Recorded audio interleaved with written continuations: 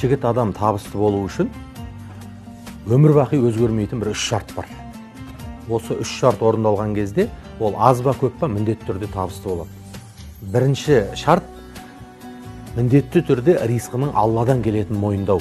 Ол біздің күш-қуатымызға, ол біздің жанталасқанымызға да кейде қарамайды.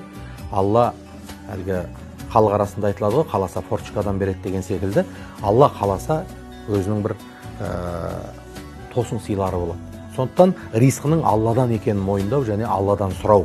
Алладан басқа ешкімнен, еш нәрседен дәметпеу. Бұл бірінші нәрсе. Екінші нәрсе әрекетте болу, еңбектену.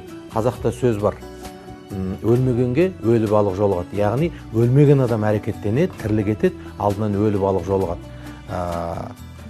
Әрекетке берекет болады.